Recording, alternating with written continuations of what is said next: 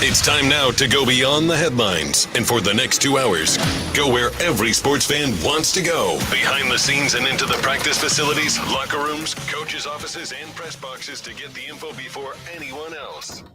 This is the ESPN 1320 Insiders. Yeah, it sure as heck is. Good morning, everybody. That's James. I'm Kyle. The vibes are up today. They are up For today. the first time in a while, it feels like walking into a show without this looming sense of dread. Even after the De'Aaron Fox trade, it's like, I don't know, man. Yesterday was, I don't want to say it was a bummer, but kind of a bummer type of show. But then the Kings go out last night in Minnesota in a spot that, honestly, I'm going to be just completely honest. We didn't do a whole look ahead to the game like we typically do. Mm-hmm. But if we had, is full transparency, I would not have picked the Kings to win last night. No, I don't think so either. Given how they looked in Oklahoma City on Saturday, and given the potential to struggle after losing like teammates, guys you spend so much time around, and then they're not on your team anymore, without having the reinforcements that are coming via that deal, Zach LaVine not suiting up until Wednesday. It was just a tough spot. And so the fact that they went into Minnesota, won 116 to 114, and really kind of controlled the entire game.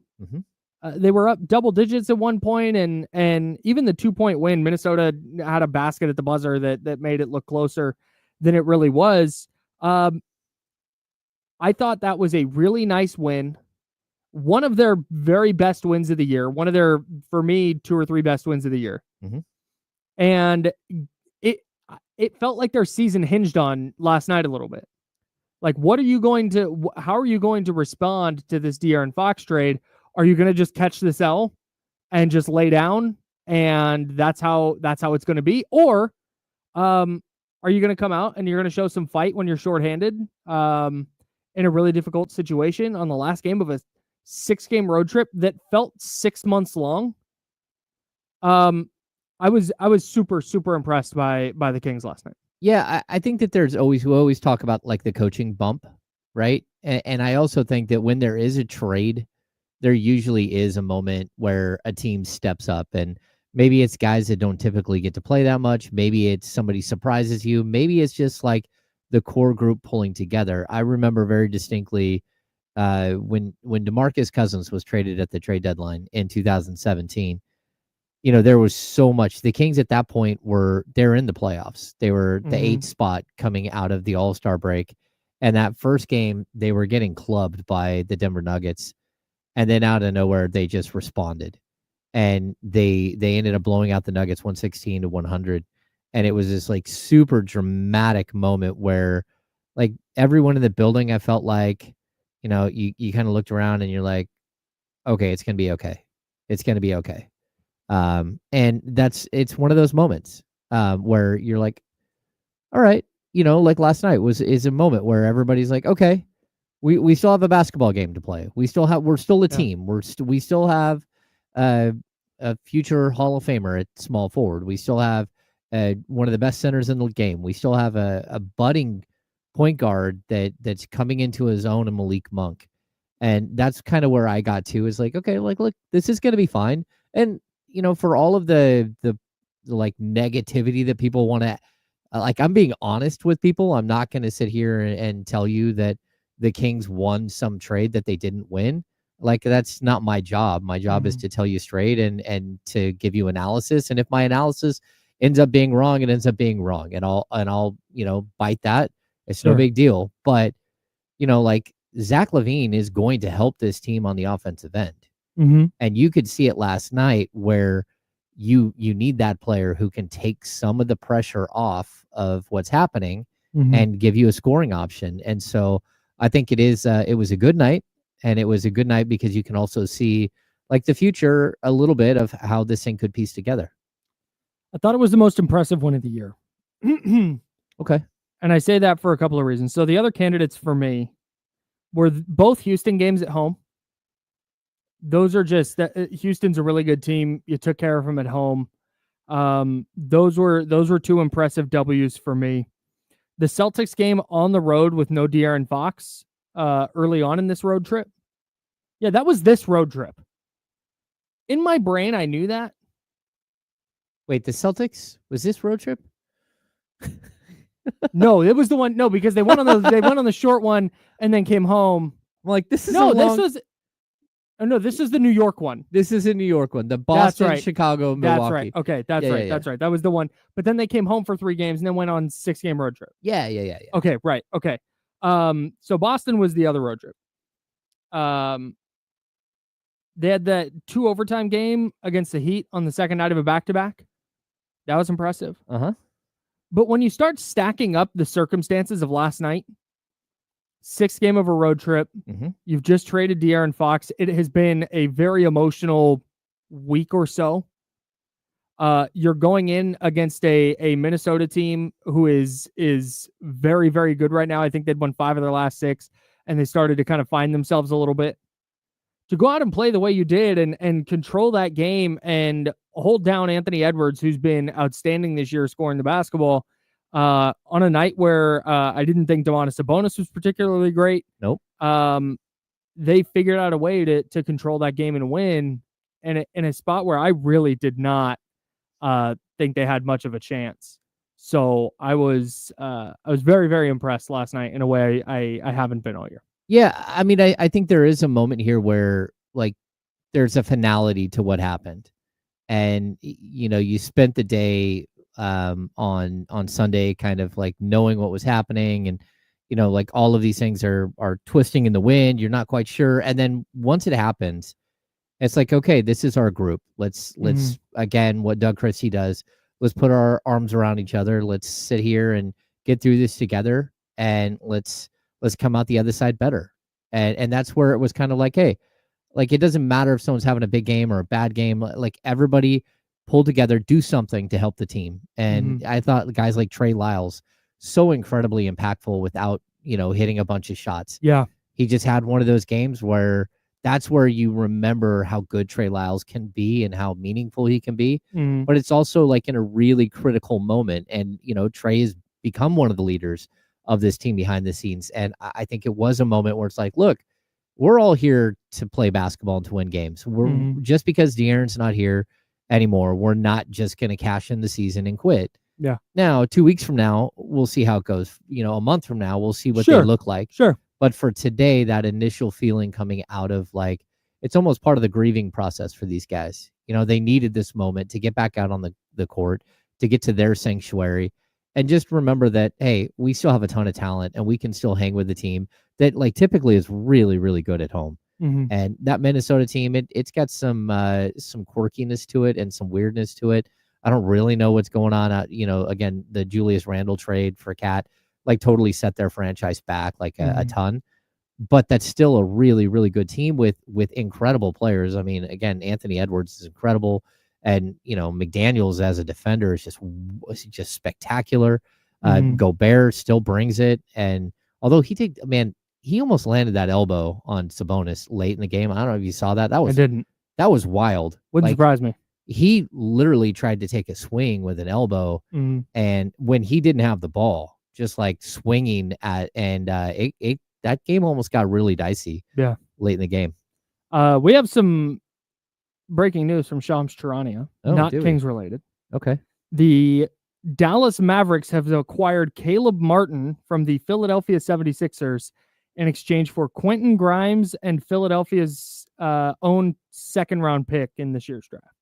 Okay. So Quentin Grimes going to Philly and Caleb Martin going to the Mavericks. Yeah, I really, really like the Martin twins. Me too. I think that's one of those moves where you just look at and go, man, you wish you had something to go get a to go get a Martin twin. Yeah, man. Like, and that's where. So you just mentioned Trey Lyles last night. Trey Lyles did not. If you just look at the points and the shooting, you went, oh, Trey Lyles didn't do a ton last night. But if you watch the game, you realize, like, man, he had a couple of really tough rebounds, had some good defensive possessions. that while Zach LaVine is going to help the Kings score the basketball for sure, players like Caleb Martin, who do the little things on the margins, are what the Kings need to be adding at this point. And we'll talk more about trade deadline stuff coming up. But that's the specific type of player I think they should be looking for. No, I totally agree. He's not going to blow you away with talent, but man, he's going to go get you tough rebounds. He's going to dive for a loose ball, going to play some gritty defense. Just all these little things that go beyond the points per game offensive efficiency metrics that we always look at. Yeah, I mean, you put him in the same bucket as you do Dorian Finney-Smith. He might not be as good, but super close. And the Martin twins, they're like jack of all trades, master of none. And that's fine. And the other crazy thing about them is you instantly think, when you think of them, you think 6'7", 6'8", and they're both 6'5". Like, but they play so much bigger. They play way bigger. And that's something that the Kings just really could use. And I know there were, I read this morning, there were two teams. There was a team looking at how they could acquire both. I think it was Milwaukee. How could they acquire both Martin twins? And it was both Martin twins, get both Lopez twins. Yeah, just bring in all the twins. That would be weird, wouldn't it? To just have all the twins. Like the Timberwolves should do that. Yeah. And they'd be the Minnesota Twins. I'm here for it. That's a bad joke. No, that's a stupid joke. I shouldn't have done that. That was dumb. That was bad. The other McDaniels brothers out there, but he's not a twin. Oh no, Jalen, not a twin.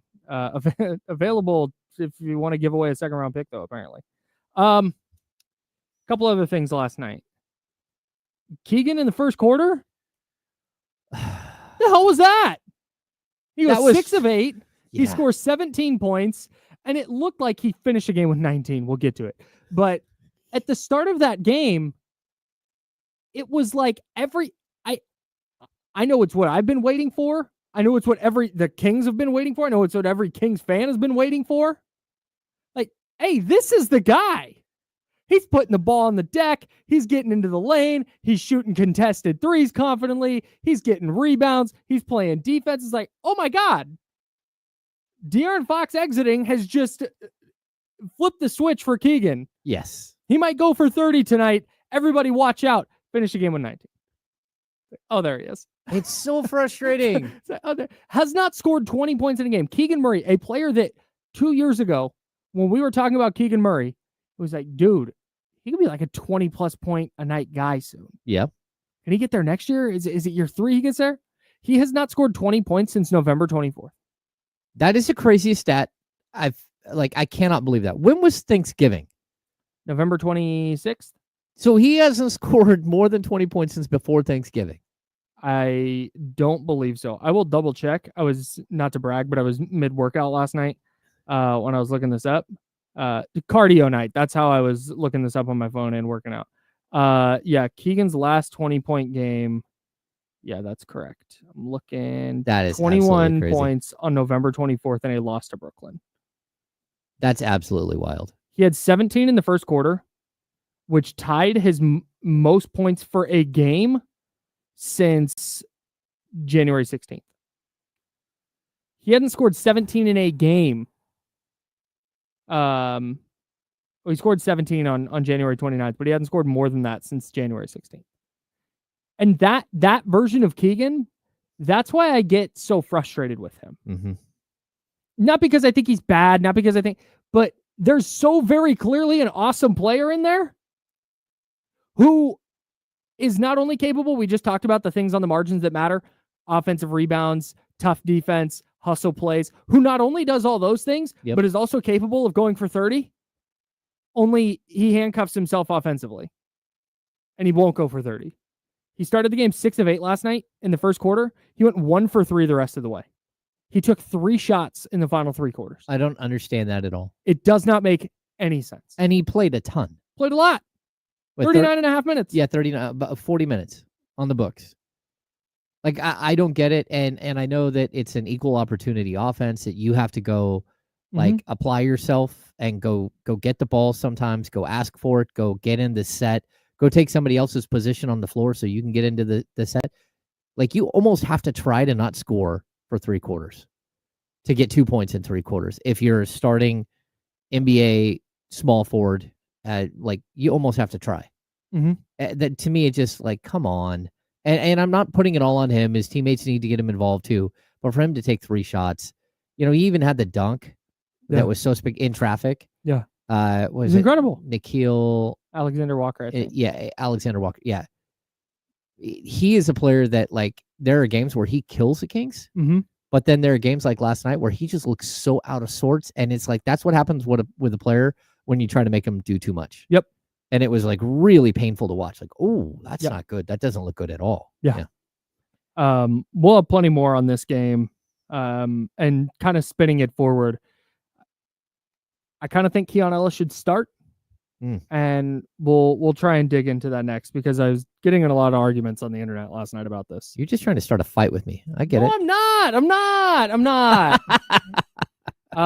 What I am trying to do is win some money with Underdog Daily Fantasy with the big game just around the corner. There is no better time to jump in on Underdog's pick'em game. It's super easy, and I'm telling you, when the Chiefs and Eagles face off, I'm gonna have 6 lineups in. But you already know I'm going to have NBA lineups in. I'm going to have, once baseball rolls around, I'm going to have some MLB lineups in.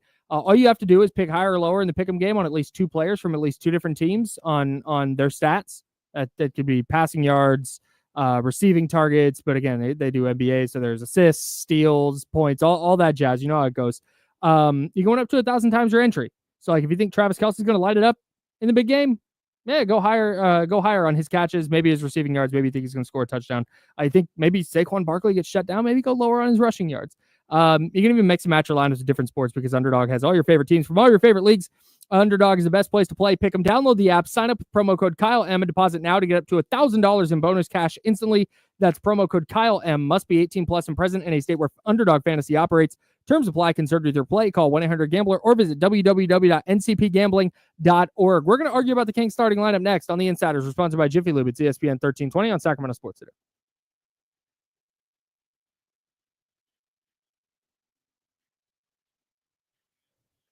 We're clear.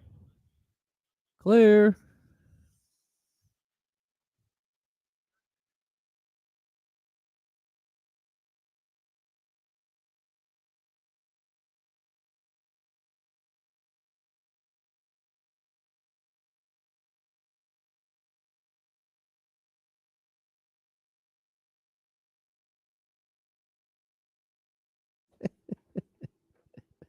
We weren't saying anything. I was literally telling James that I needed to get our giveaway word for flowers later. And I said, I'm going to cover my mouth and freak everybody out. We don't know what's going on with Twitch. Like, there was nothing we could do to Sure wish we did. fix it earlier. Hi, Charlie. Where's Charlie?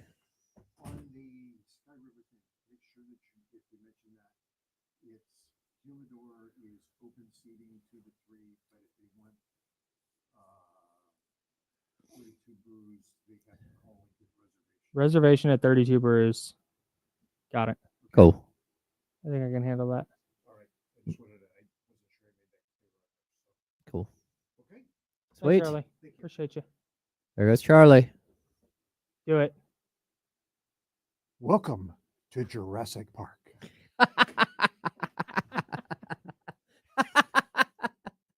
I like that one better. All right, I got the giveaway. I got the word. Cool. Well, we're doing that later, right? Hey, George, thanks. Like when we go through trade discussions, like you have to give analysis, and I'm not going to back down from my analysis of the trade. It's not about, again, I think that Zach LaVine is a very, very exciting player, and Kings fans are going to love watching him play offense. But at the same time, like I've got to be honest, right? Like I'm not going to show me somewhere where they won the trade and like outright won it. And maybe they've got some decent grades here and there, but they also have some really bad grades. Who won or lost the trade until the games get played. Yeah, but you can also give analysis on a player who's been in the league 11 years. Yeah, sure. Like I'm not reinventing the wheel here. The guy's played 860 games or something. Yeah. I don't think it's that many. What did we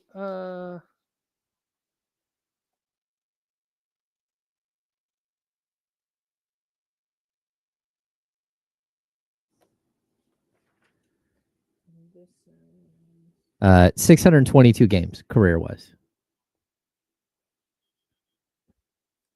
There we go.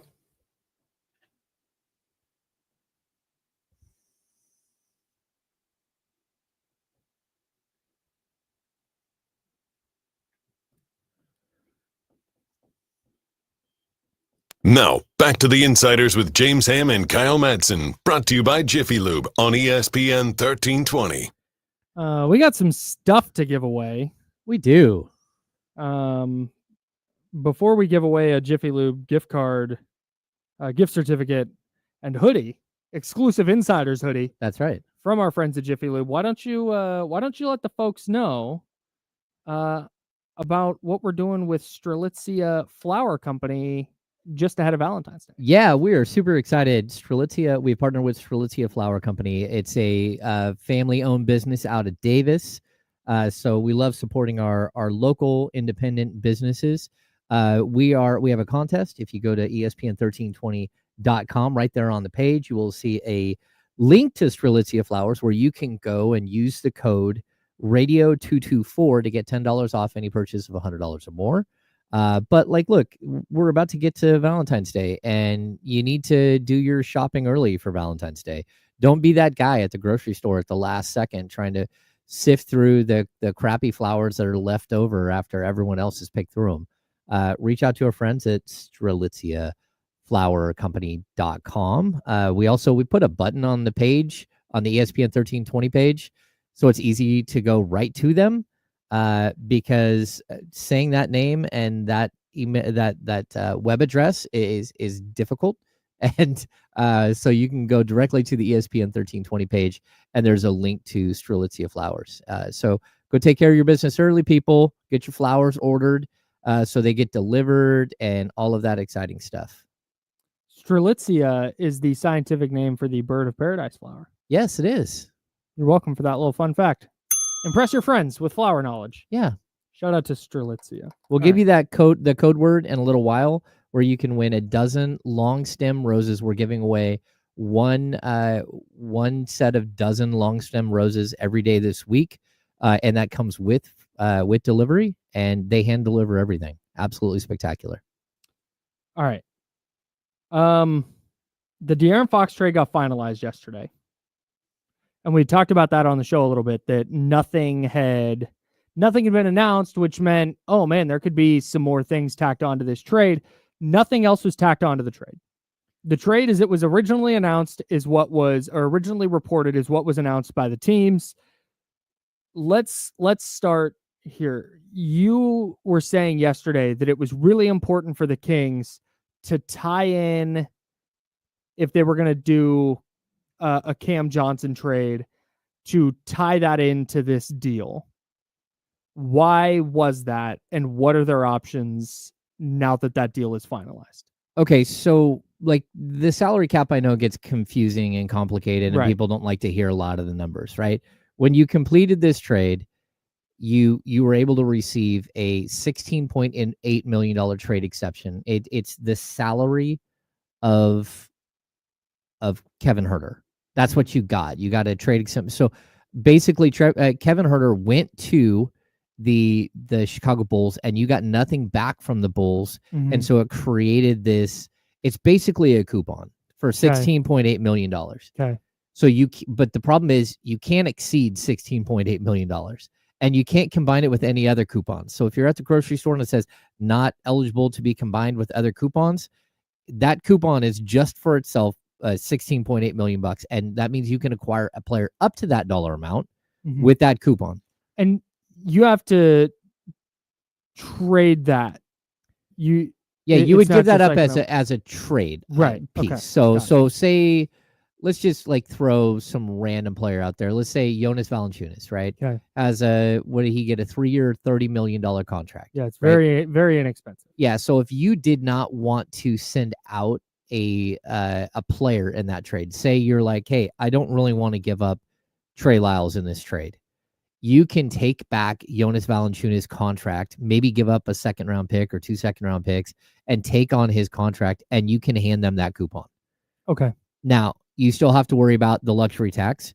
You still have to worry about the salary cap. I mean, the first apron where you're hard capped, but that it does limit you, because if you take Kevin Huerter as a player and you trade him, you can add other players to Kevin Huerter's salary and make and so you can move up higher. So you take Trey Lyles and Kevin Huerter, you now have $24.8 million in salary or something like that, right? That's over now. You can't take that. Now, what you can do is you can try to be part of a 3-team deal where, again, that might go, that $16.8 million trade exception might go to another team that sends out another player to where another destination, and they send a player back. But it becomes more complicated. And as of right now, like, I am hearing that that the Kings, it does sound like things are heating up again. Things are shaking a little bit in Sacramento, and it's possible that maybe something else is on the horizon for them before the trade deadline, which is 2 days from now. But I don't know what that is yet, and we're gonna have to wait and see what happens. But now they are a little more constricted in what they can do. They did clear up a lot of cap space in this trade. Great. Hang the banner. Well, that only helps if you actually use it to go to do something, right? Right. Yeah. But go ahead. On the Valanciunas contract, real quick, this doesn't really matter for the purposes of our discussion. His $10 million in 26-27 is not guaranteed. So it'd be one additional year. That's wild. Anyways, wait, did you say Valanciunas? Yeah. The third year is non-guaranteed? Yeah. Okay. Like I said, doesn't really matter for the purposes of our discussion. But so their means of going and getting a Cam Johnson would have to include players. They can't use that traded player exception. No, they cannot use a traded player. Well, I mean, they don't have a TPE large enough to go. Right, because his salary is $22 million. Yeah, see, that's the problem. So you have this coupon for $16.8 million, but you can't add other things. So you can't add a player salary. You can't add anything else. So they can get a player whose contract is equal to or lesser than 16.8. Yes, and it can't be combined. Yes. Okay. Yeah. So it does, and they also. Go ahead. So what is it? What's their means to make another acquisition then? Well, because it's not like they got a ton of high price contracts to just start doling out. No, but what they do have is a bunch of trade exceptions, which is, again, how you might be able to get involved in some of these other trades. You got a $4.7 million trade exception from Jalen McDaniels. You've got like a 5.8 from Chris Can you Duarte. combine your trade exceptions? You cannot combine them, but they can. You have to always look at trades though as like multiple individual trades. Yeah. So what you can do is have, like, you can use 3 trade exceptions in one trade for 3 separate players, and then combine those players in the aggregate. Yes. And send them for Cam Johnson. Yeah, maybe. Or pick a player. Yeah. So it just becomes a lot more complicated. Although there are some teams out there that would love nothing more than to trade with the Kings because they have trade exceptions and they're way over the salary cap. So you got to remember, teams like Milwaukee, what would Milwaukee give up for you to take Pat Connaughton's $9.8 million or whatever? Just so people know, Pat Connaughton's $9.8 million is basically like $30 million in luxury tax dollar. Yeah. So would they give you up? Would they give you a bunch of stuff in order to take Pat Connaughton? I'm not saying go do that deal, but I am saying, like, or a Bobby Portis. You can absorb a contract like Bobby Portis's, and people will go, well, why would Milwaukee do that? They want to win. It's like they want to win, but they also have a $189 million tax bill. Yeah. And, when we get up to that, 108, like the 84 to 89 million, that 5 million right there, you're paying $4 or $3.50 for every dollar. That's a lot of money. If you can deal, and this is not just Milwaukee, this is the Suns, for example. Oh, Minnesota, who you played last night. Minnesota. Yeah. If you can get rid of a player who you believe is replaceable and just get their salary off the books, I think that's a lot of what you're going to see leading up to Thursday. I think there's going to be a lot of trades that, from a basketball standpoint, don't make a ton of sense. Like Pat Connaughton's a regular rotation player for Minnesota, for Milwaukee. Yeah. Or at least he was. Yeah, he's only played 28 games this year and 15 minutes a night. So yeah, that's an expendable piece for them. He can go. Yeah. And I'm not saying that the Kings should do that, because if you're making that trade, you would expect to get first round picks back. Sure, right. But that's in answering my question. Like, that's how you can do it. You can go find a team that's just looking to shed salary.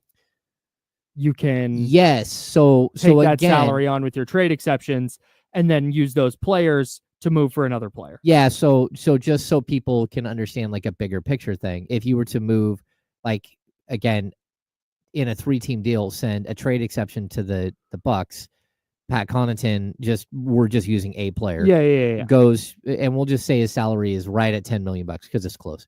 Okay. He goes to Brooklyn. You add Trey Lyles and you add Devin Carter. Mm-hmm. So 18. You got, so let's say 10 million, 8 million, and 5 million is 23 million. You now have matched his salary, and then you would take back. And are you matching? This is something I should probably know, and I don't. So I'm just going to ask you.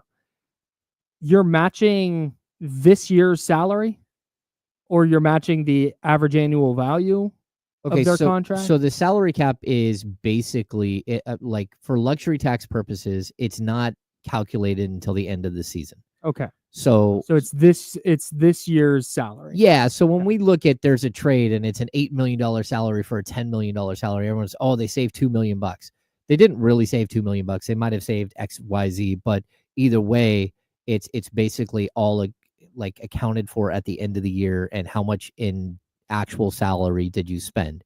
So again, if you could get a deal where you sent a $10 million player that was not your player to a team like Brooklyn, you sent another $13 million in salary, and basically took back a $22 million player. Now you basically increased your salary in that transaction by roughly $9 million.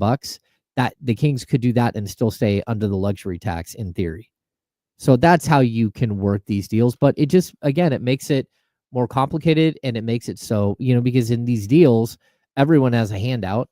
Everyone says, I want something out of this deal, and they're not just giving away things. And that's where you start like moving stuff around. The Kings also have their mid-level exception still, although they can't use the entirety of it.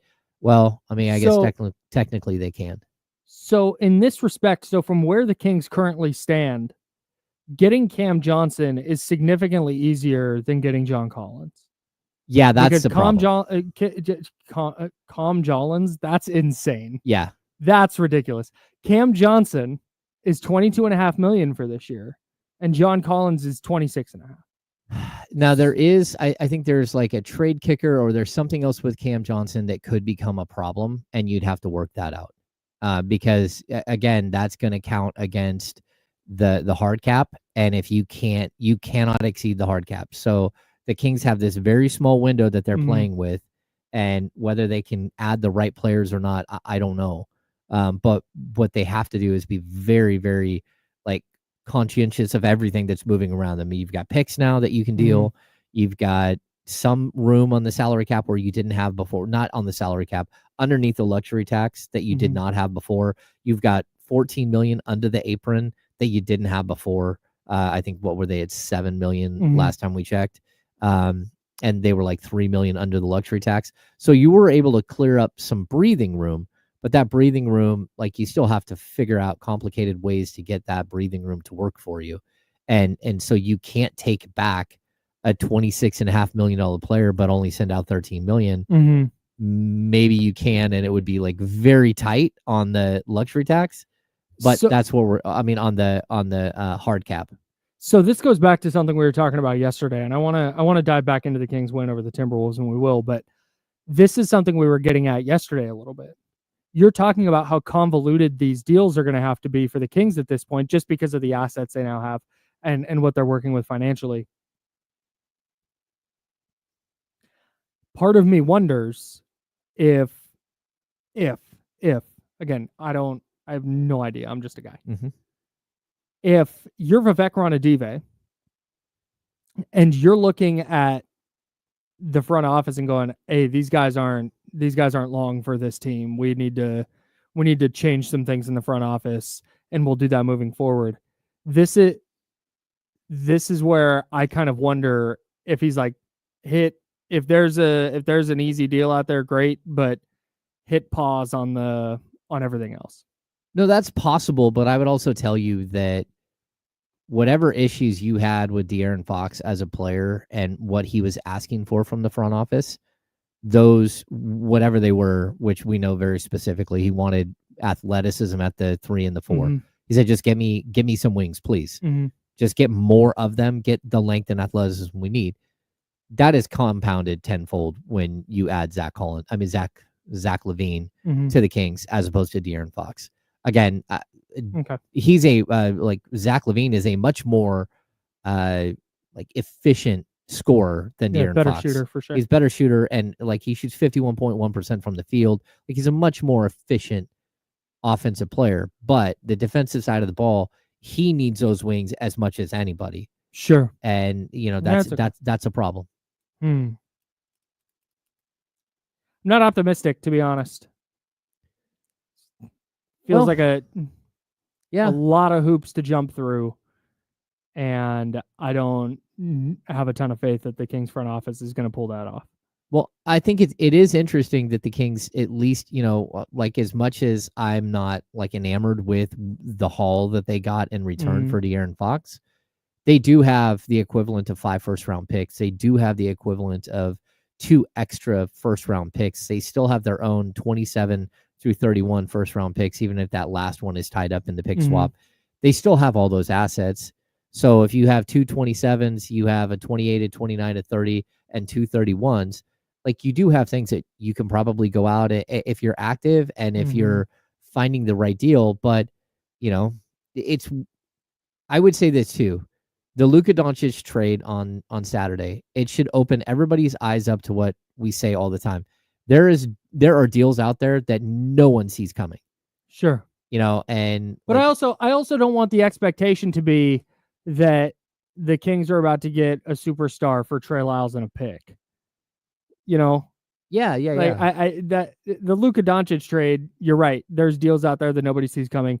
There are things discussed that never make it to the public. But I don't want. I feel like that's gonna wind up being an exception to the rule.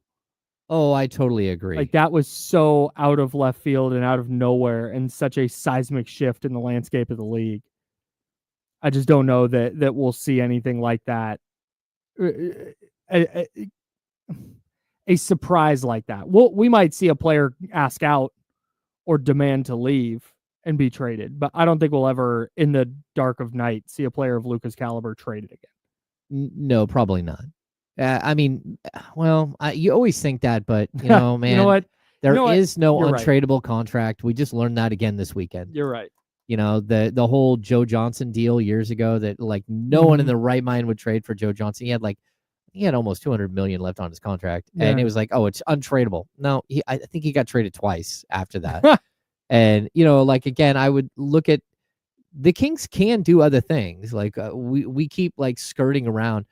I mean, they do have a $23-24 million salary of DeMar DeRozan. If they want to go out and trade DeMar DeRozan and then throw in a player like Trey Lyles or Devin Carter, all of a sudden you 13, 20, 36 million bucks. I can at least think of one $36 million player that's available. He's not under contract, but who's available from the New Orleans Pelicans that might help your team. So, look, there are trades that are out there, but what we're talking about initially was how do you make trades that don't impact the core of the team? That's gone now. The core of the team is no longer the core of the team. Right. You do what you got to do. You got to piece this thing together. You do what you trust your front office to do without leaving everything in shambles. That's the key. Yeah, no doubt.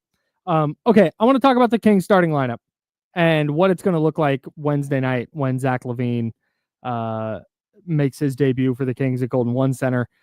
What it should look like and what it will look like might be two different things, and we're going to argue about it. He's James M. Kyle. We're the Insiders, brought to you by Jiffy Lube. It's ESPN 1320, Sacramento Sports.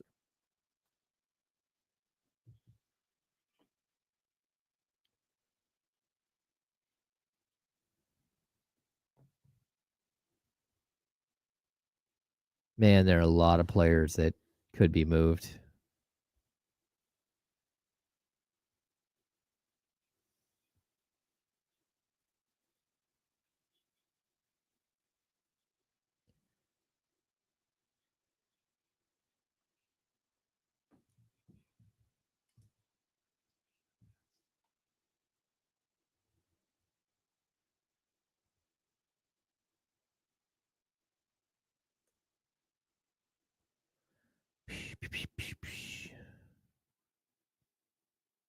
Yeah, we talked about the Caleb Martin deal.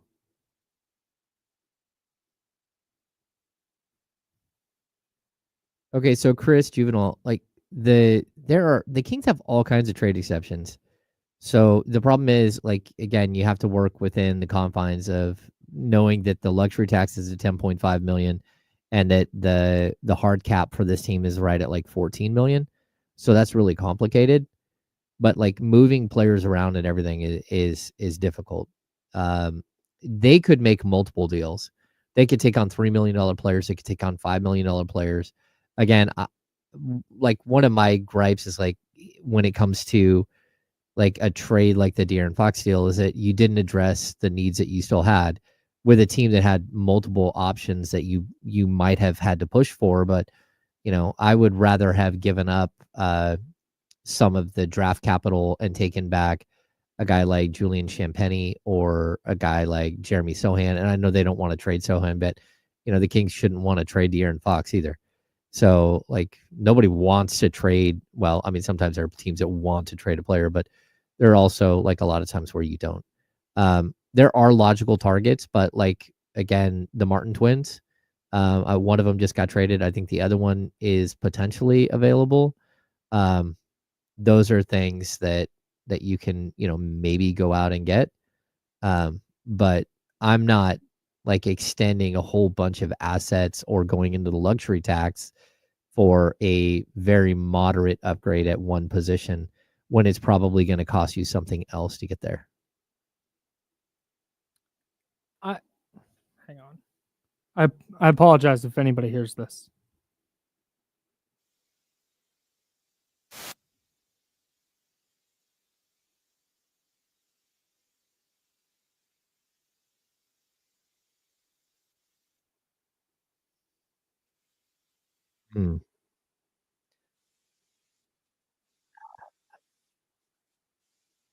Chris, I'm going to guess yes.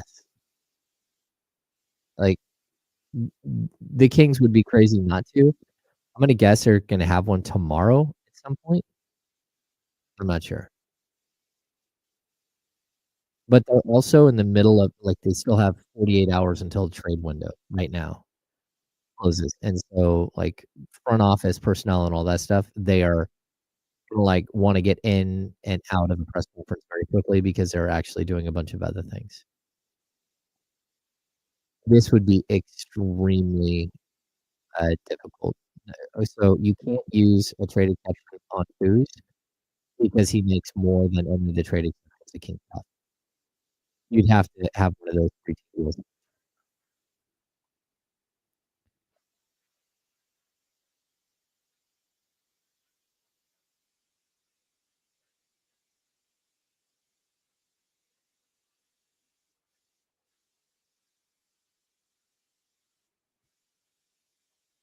CP, just from a pure yeah, you have more flexibility and more assets than you did before. You also don't have your best player. So you do have more wiggle room. You're right, but you understand what I'm saying, right?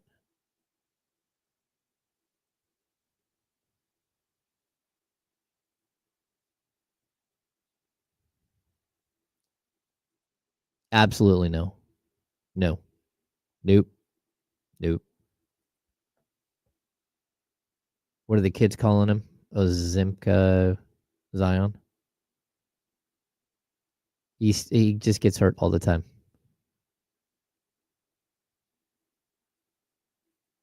My opinion, like nothing is off the table. Here we go.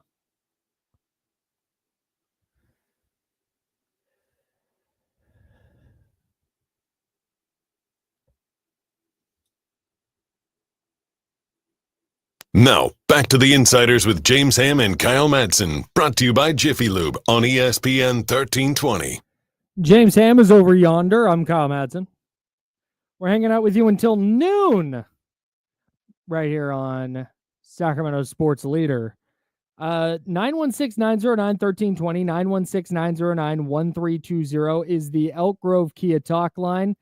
We'd love to hear from you after the Kings beat the Timberwolves 116-114. Are you feeling a little more optimistic than you were after the De'Aaron Fox trade? Maybe you were pro De'Aaron Fox trade, and now you feel even better about it. Like I said, we want to hear from you on the Elk Grove Kia talk line, 916-909-1320. Hey, before we go to the phones, did you see that Fred Hoiberg, the umpire, very good umpire in Major League Baseball, was fired? No. Because he was sharing a betting account with a friend of his? Oh. That's not a good idea. That is a terrible idea. Oh, no. Like, dude, there are certain professions with the rise of gambling in sports. There are certain professions. I shouldn't say the rise of gambling in sports. It's always been a thing. The rise in legal sports gambling. There are certain professions where you just can't be involved in that thing. Like, you just don't get to do that thing anymore. Yeah. It's like, I'm on this radio station. I'm on this sports talk radio station. There's another sports talk radio station in town. Because I'm on this one, I can't have a job at that one. I can't participate at that station. Mm-hmm. Like, that's just part of it. If you're going to be an umpire, if you're going to be a manager, a coach, a GM, a player, you just don't get to do the sports betting thing. Like, I'm sorry. Like, it's, I know that, NFL guys bet on NBA games and stuff. And that's fine. That I'm not as concerned about. I don't love it, but do what you got to do. If you're an umpire or an official specifically, you don't get to play. I don't care if you're a baseball umpire and you're like, hell yeah, I got a hankering for betting on some NBA action tonight. I'm sorry, you just don't get to. It's such a slippery slope too, because you could see like one of these guys like being at a barbecue, right? And they're hanging out, and everybody is, because it is so prevalent now. Everyone has it, like daily fantasy sports on their phone. Depending on what state you're in, you might have legalized sports gambling on your phone.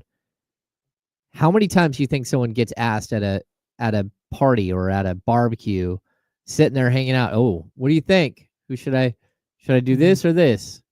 Because I'll be honest, like an umpire, major league umpire, he knows a lot more about like everything that's happening on the field than anyone else. Yes. Like he hears everything. He knows who's liked, who's not. He knows what pitcher does what on certain days. Like there are very specific things that he knows. And I could see someone going, oh, well, I wouldn't do that. And it's like, well, what would you do? And you're like, well, I can't. But you give a little bit of advice one time, and then next time somebody calls you and says, hey, you gave me some great advice and I want some cash. How about a little bit more advice? You're not doing anything wrong. You're just giving me some advice that may or may not happen. And then the next thing you know, you're involved in something. Right. Crazy. There's nothing anybody can do to stop him from your scenario. Yep. Fred Hoiberg at his parents' house, or his neighbor's house, and his neighbor says that, like, hey, I got skewball against Shohei. Yeah. I'm thinking I'm gonna go skewball over X amount of strikeouts. Yeah. What do you think? Like, there's nothing that stuff happens, but you can't have your name on a betting account, man. No. And if they find out, I saw somebody in the chat say he can apply for reinstatement next April, which it's kind of wild. But if there's a big investigation and they find that, you know what, this account only bets on NFL games, okay, maybe we'll bring him back. I mean, but that just, to me, I was floored. Oh, Pat Hoiberg? Yeah, Pat, not Fred. You said Fred. Like Hoiberg. Right. The mayor. Fred, yeah, no, not Fred Hoiberg. Jesus. Pat, thank you. Hoiberg. Yep. Yeah, like I'll even tell you this. It is very strange to be involved. Yeah, Fred Hoiberg did not take on a job as a... No. Did not take on a job as a... He's a as a Major 3-point League shooting Baseball specialist. umpire. Yeah, the mayor. And Iowa State head coach? I believe he was an Iowa State superstar college. Right. Yeah, I do think it's very, Good very Lord, Kyle. different to like be in like to be at a game and be part of the media, and we have sponsorships with some of these, with Underdog and all that stuff. Mhm. I think it's very strange. But at the same time, if the NBA wants to go out there and put it all over their seats and run commercials up every 5 minutes and make it part of their halftime and part of their pregame show and all this stuff, like, okay, you've opened the door. Like, and I get, like, as a member of the Pro Basketball Writers Association, like, there are things I like. If I were a voting member, I'm not allowed to place a wager on who might be whatever. But like, it's a super gray area, that's for sure. 916-909-1320, 916-909-1320. Again, we want to hear from you. We don't have a call screener. I can only have one person on the line at a time, so it might just ring for a while. Please be patient, and we'll try and get to everybody. Don, you're on the Insiders. What's up? What up, guys? It's Big E. What up, Big E? Hey, so with Domantas Sabonis now being the franchise, I hate this phrase, but head of the snake. I just want to hear your guys' early predictions on who you think will be the Kings' leading scorer, because Domas has always been like a pass-first big, and I wonder how he's going to pair up with LaVine, because LaVine's already played with DeMar, but I want to see how he gels with the rest of the team. Thank you, guys. Thanks, Biggie. Appreciate you. Zach LaVine's going to be the leading scorer. He's going to be the leading scorer, and I'm going to be honest with you. The head of the snake on this team, I believe, is Malik Monk. I believe that Malik Monk is going to be the starting point guard. He's going to be the lead guard on this team. He's going to have the ball in his hands a ton. Zach LaVine will play off of that and will have plenty of opportunities as a ball handler, but it will be as a secondary, and in the same way that Malik was, and a lot of times with De'Aaron on the court. Sure. So I'm intrigued to see how it all plays out, but like, watching last night's game, it was one of my 6 quick thoughts. Like, it sure does feel like this is Malik's team, and we can say he's the most important player. Yeah, well, that, and he's also the energy guy, and he has become a leader. Although it's a different type of leader. It's the fun, happy-go-lucky dude who brings levity to the room and all that stuff. But yeah, and like Wes Sack, Kings fan, points out, it is Malik Monk's 27th birthday today. So happy birthday, Malik! You get to take over. Salute. Yeah, you get to take over the Sacramento Kings. Congratulations! Here's a basketball team. You're the guy. That's it. Let's fit one more call in here before we step aside. Don, you're on the Insiders. What's up? Hey, Don, talking to you. Your name's probably not Don. That's just what we call callers, and it's probably your first time calling. Hello. So can you hear me? Yeah, we got you. Hey, this is my name is Ryan, actually. Hey, Ryan. Thanks. What's up, Ryan? Thanks for the call. Question for you guys, more I guess specifically to James, because he kind of knows how this stuff works. But I was looking over the list of guys that could be available. I think the Kings are going to have a difficult time getting a star player. But I think, kind of to De'Aaron's point, if we were able to get some folks that really gave the second unit more depth. So I was looking at guys like Jose Alvarado, guys like Herb Jones, giving up some of the trade assets or the picks that we've recently got. I know, James, you've mentioned Valanciunas before. Chris Boucher or whatever from Toronto. I think adding like guys like that are attainable, and I think it would make the team a lot better. What are your thoughts? Yeah. Go ahead, James. Go ahead. Kyle, since you don't know what's going on here, let me explain. I got you. No, we'll get to whatever that guy's name. Ryan. We'll get to. I don't care. His. No, I want you to answer Ryan's question. We got to step aside momentarily, but we haven't answered Ryan's question, and we'll finally get into the conversation we've been teasing since the first segment We'll talk about the Kings starting lineup. That's all coming up next in the second hour on the Insiders. We're sponsored by Jiffy Lube. This is ESPN 1320. Oh, and we're going to give some stuff away in the second hour. Oh, yeah. Yeah, so stay locked in. This is ESPN 1320. It's Sacramento Sports Center.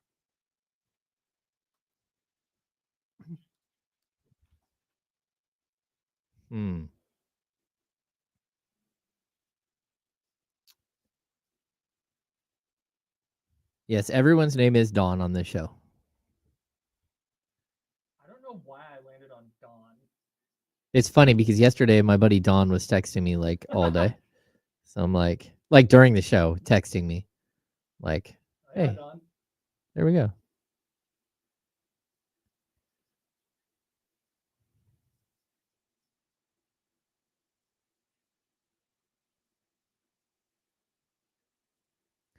We had a guy one time, I think he works at the River Cats. He was like, that's actually my name. It's like, oh. Oh, that's nice. right. It's not Joan L. Grove who started some stuff. I am a big, Brett, I couldn't think of something I wanted to write today. CR Bum Bun 99. I'm not sure why you just keep tweeting. I mean, keep dropping in bowl 2 mil 7-3 220. Like I don't know how many times you're gonna do it, but it's interesting. I'm a big Torrey Craig guy for what it's worth. Norm, I do believe that Strelincia Flowers does deliver all the way up to Auburn. So yeah, they all the way up to Placerville, and they hand deliver everything. They send out delivery drivers who just have like a whole entire thing, and they just go from one stop to the next. We did have a message on the whiteboard today. What was the message? It was related to our conversation we're about to have.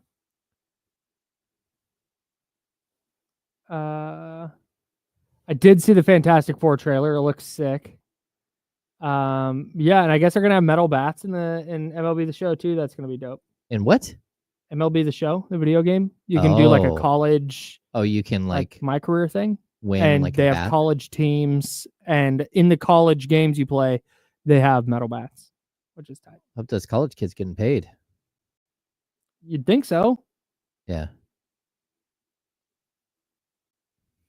What do we said?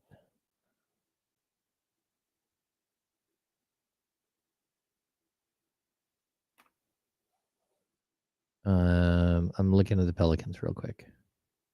Hey, this is a good one. Please.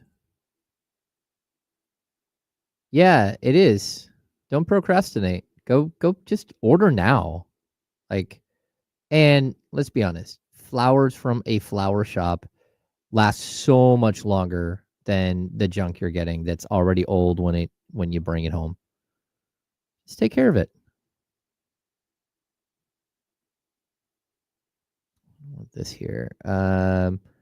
I thought Alvarado is okay. So Herb Jones is out for the season, I believe. He tore his labrum. We'll get to that on the call. Oh, hey, we have a thing to do.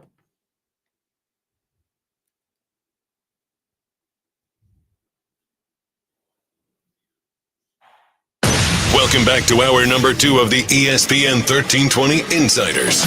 Get ready for the most up-to-date sports news and talk with the ESPN 1320 Insiders. Hour number 2. That's James Ham. I'm Kyle Madsen. Hanging out with you till noon. Then we'll hand it off to D-Lo and KC, and they will take you up to 4 o'clock right here on Sacramento Sports Leader. So Ryan called in on the Elk Grove Kia talk line at 916-909-1320. 916-909-1320 if you'd like to join the program. Again, we don't have a call screener, so we can put one person on hold at a time, and if it just keeps on ringing, just have some patience, and we'll get to you as soon as we can. He threw out some names that went beyond the Cam Johnson, John Collins that we always hear about, and he threw out some names that might be a little bit more affordable and gettable in a trade. Mm-hmm. Your thoughts? Yeah, so he said Herb Jones. So first of all, Herb Jones tore his labrum. He's out for the season. So while I love Herb Jones, and to be honest with you, I think he's out for the season. Herb Jones playing alongside Keon Ellis, like they did at Alabama together, that would be absolutely spectacular. Mm-hmm. I don't think there's a way that New Orleans is going to trade Herb Jones. They've got the Brandon Ingram situation that's pending. where he's an unrestricted free agent at the end of the year. They've got the Zion Williamson situation that they're going to have to address at some point, or they're just going to literally drive their franchise off a cliff. Future Golden State Warriors, Zion Williamson? There you go. Watch out. Well, that, and, DeJounte Murray just popped his Achilles. He's done for a year. At least. A year, at least. So that team is in shambles, and that's why, like, when we looked at the schedule, you get Orlando, right? And then what do they got? The Kings don't they have Dallas this weekend? They've got, but then they start this Pelicans, 3 out of 4 games against the Pelicans. The Pelicans already look like a team that's in shambles, and we haven't even got to the trade deadline yet. Mm-hmm. I mean, that's still going to happen, where they're probably going to lose assets at the trade deadline. Alvarado is a player that's very interesting, and I really love his energy and all that stuff. He's super, super inconsistent. And I know every time the Kings play him, he looks like a absolute superstar, and he just steals the ball from him all the time. But, he's a player who has a massive, massive history of injury. And if that's a player that they were to go get, clearly they do have a need now at the backup point guard position, which I don't think they did have before. Unless you put a lot of stock in Devin Carter. But I don't know, maybe Alvarado's the type of guy that you could go get that would bring energy and some scoring punch. And he doesn't make any money. He's on a $2 million deal this year, 4.5 and 4.5 over the next 2 years. So yeah, he's not on a big expensive contract. Before we get to the Oak Grove Kia talk line, let's give something away. Oh, we have a $50 Jiffy Lube gift certificate to give away. FYI. Mm-hmm. And we also have these Insiders hoodies that are exclusive to this giveaway. They were provided by Jiffy Lube. They've got a cool Insiders design on them. If you work here, you can get one. The easier move is probably to go to ESPN1320.com right now. Mm-hmm. Go to the Jiffy Lube contest page where you're going to enter the keyword Gutsy. Gutsy. Gutsy. Gutsy. Because that was a gutsy win for the Kings last night in Minnesota. Sacramento won 116-114. Gutsy. Enter that word now at the Jiffy Lube contest page at ESPN1320.com. You'll be entered to win a $50 Jiffy Lube gift certificate and an exclusive Insiders hoodie. You cannot buy these anywhere unless somebody's hawking theirs on eBay. But there's not a website you can go to, a retailer you can go to acquire this hoodie. You can only get it from Jiffy Lube via this giveaway. And they're very, very nice hoodies. Extremely dope hoodie. And you get a $50 gift certificate to Jiffy Lube. No expense was spared in the acquisition of these hoodies. No, they are very, very good hoodies. Yeah, so Gutsy is the code word. Gutsy.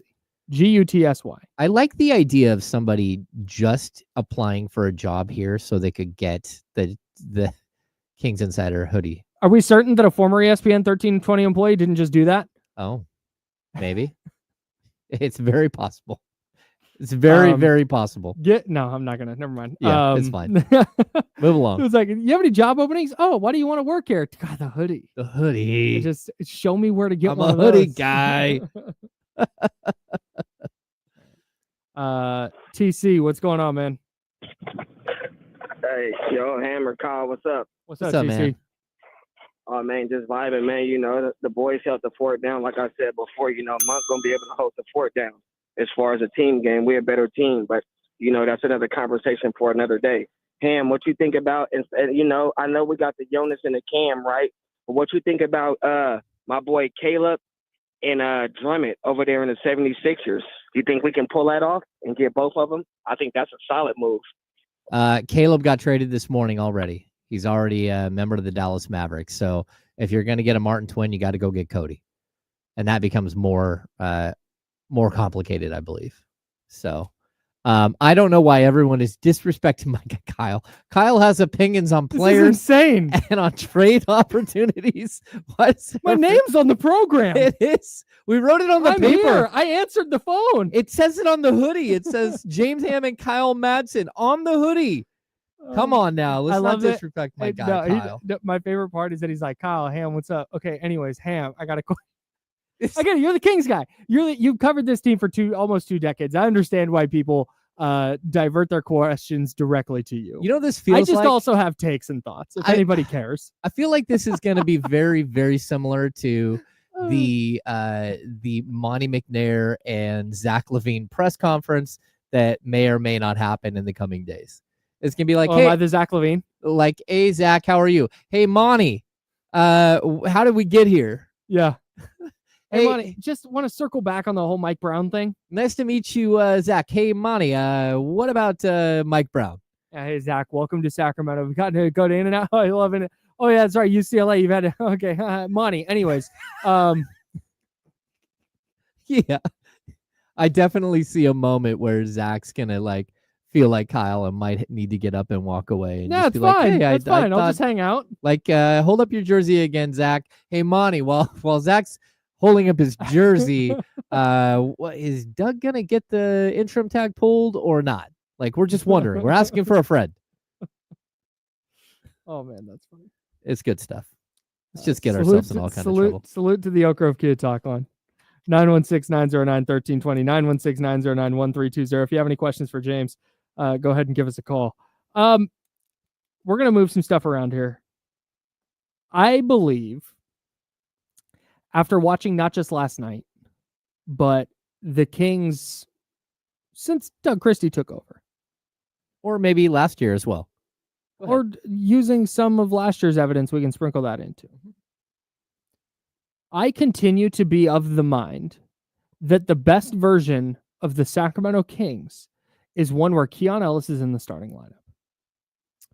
And I know the immediate response from, again, my Twitter circle is a very, very tiny fraction of Kings fans, so I don't want to say Kings fans.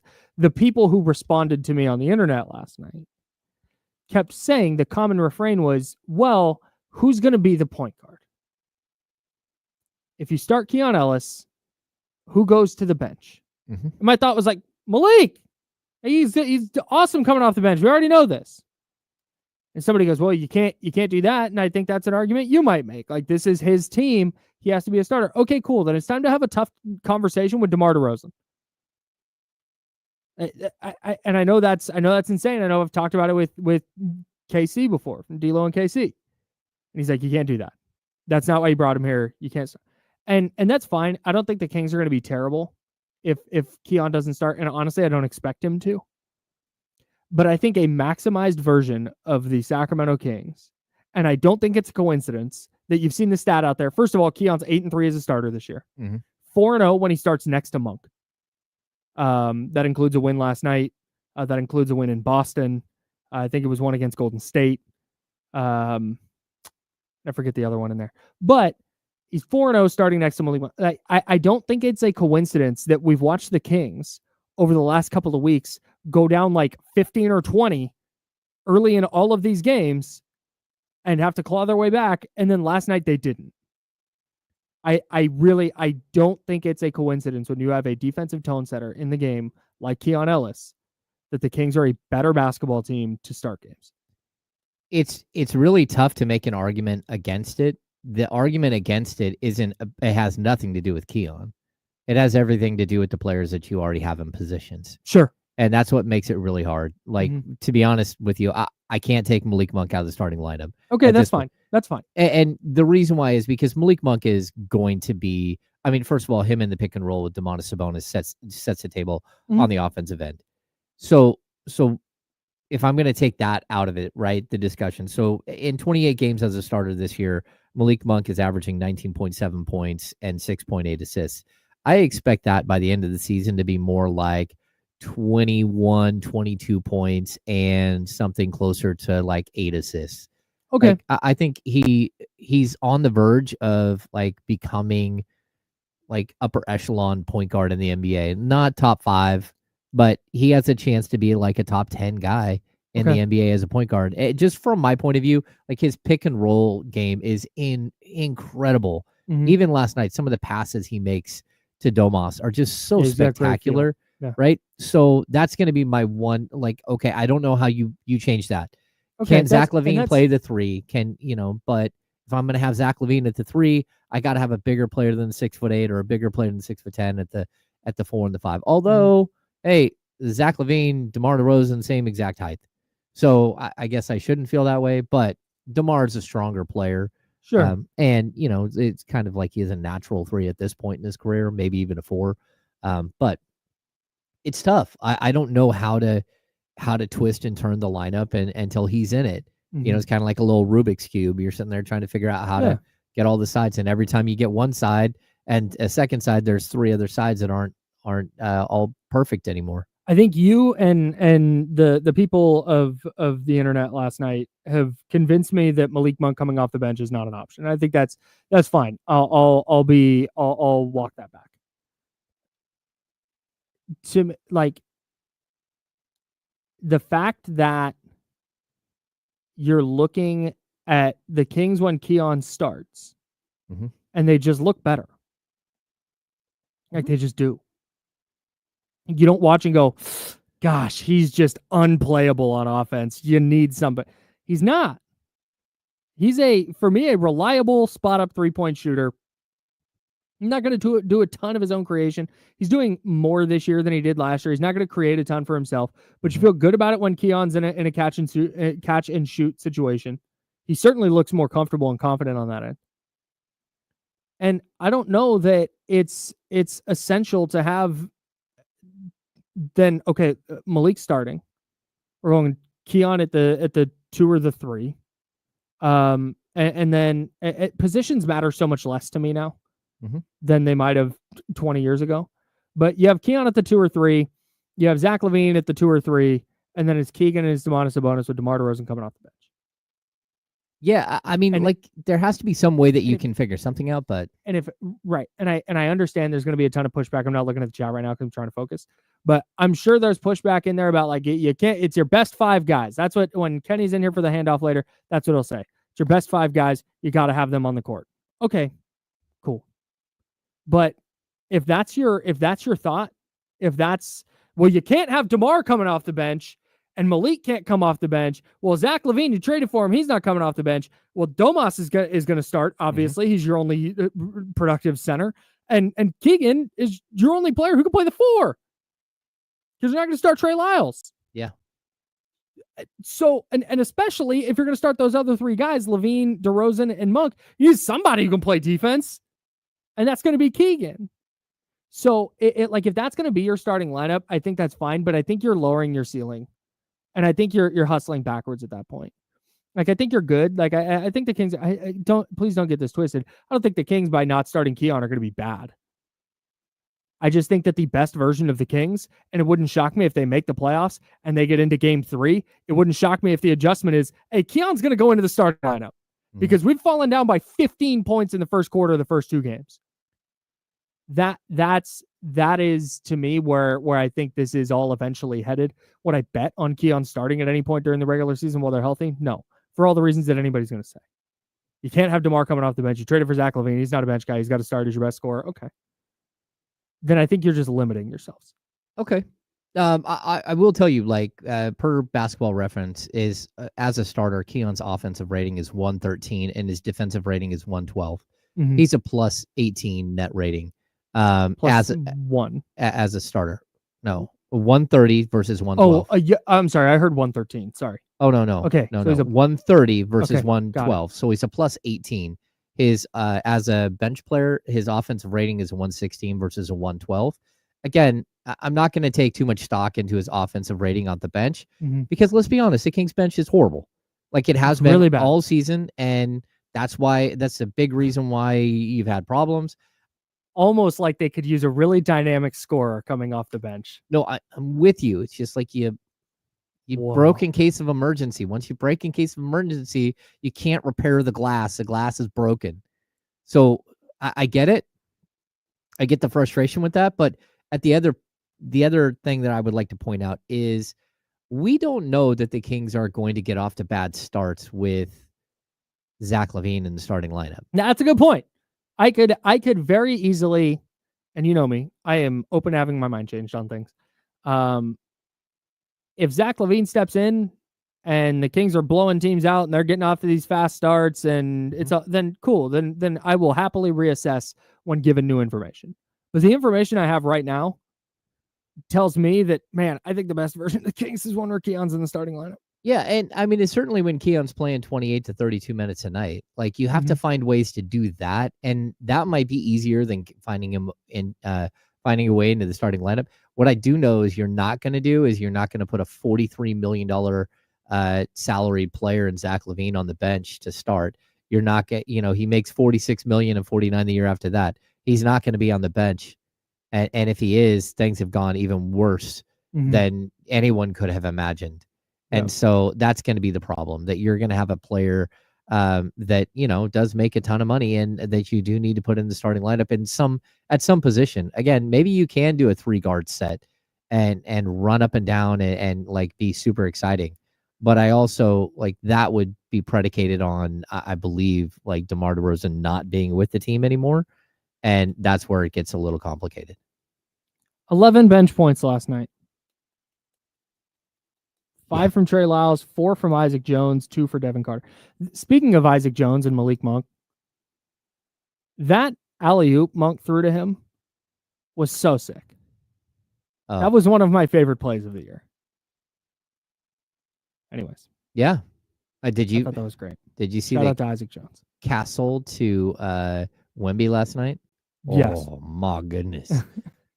Oh my goodness! Off the backboard to a flying 7'3". Like I think he touched the ceiling before he dunked it. I think the thing that annoys me the most about the Kings trading De'Aaron Fox to the Spurs is that I'm gonna always be like, I'm not gonna be able to with my whole chest enjoy whatever the Spurs become. Like, there's always gonna be part of me that's like that sucks. Yeah. Because the Spurs the Spurs are coming. Pause. Yeah, they're going to be really, really good. They're going to be awesome. They're going to be very, very good. Yeah. There's someone put something in the chat right here that. Yeah, go ahead. Where did that go about? Here it is. William Xander. James and Kyle, what do you think of Durant to Kings? What do you mean? What do I that'd be incredible. It's a little late. Like, again, we could get into the complexities of the NBA salary cap and how you could trade LaVine for Kevin Durant straight up. You can. Like, the money works. And that's the only way you can trade him straight up, because you can't aggregate any other player's salary with LaVine in a trade if you were to retrade him now. Okay. So, but outside of that, like getting to Kevin Durant money, that's a lot of twisting and turning, and I don't know that you could ever do it. And then I don't know whether you can get the assets. It would be complicated, and it was something that came up over the weekend. The what if, and hey, maybe this is a possibility, and maybe the Kings have had that discussion. It didn't go anywhere. All right, we got to step aside. James Ham, 6 quick thoughts. And we got flowers to give away. We do. We have flowers to give away. 6 quick thoughts, and we're going to give away some more stuff. That's coming up next on The Insider, sponsored by Jiffy Lube. It's ESPN 1320, Sacramento Sports Center. God, these new brakes are killing me, man. I don't know. I don't like whatever we're doing that I don't know. I didn't know we were going so early the first hour. What do you mean going so early? Like going to break so early. Well, we went to break on time. Oh. This time I went to break late. Oh, got it. And I don't know enough about these clocks to know how to adjust to them, so we're winging it, dog. Yeah. It's all De'Aaron Fox was asking for. Just wing it.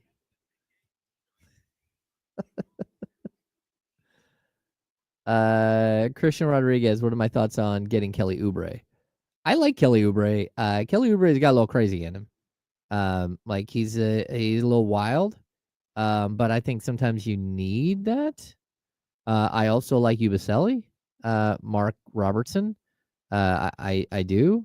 Gerson Ubaselli is very, like, I loved watching him in the Olympics, and then he swinging by when he swung by Sacramento to play with Philly.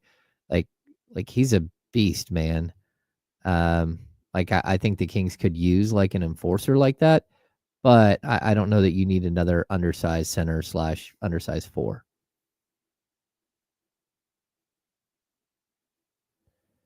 Yeah, exactly. Joe Brazil. If Oubre comes to Sacramento, we have to keep him away from BMX parks. The other thing is, it would be really, really weird to get Oubre after De'Aaron Fox is gone, because, again, they played AAU ball together. They've been friends forever, and he was always pro Kelly Oubre. Somebody keeps asking if there's a reason why we didn't turn on the Twitch channel. There's something wrong with the Twitch channel this morning. Broken. I asked Damien to look into it, and if it's still not up, there's nothing we can do about it. So apologies to anyone out there who can't watch because Twitch is down or our Twitch feed is down, but yeah.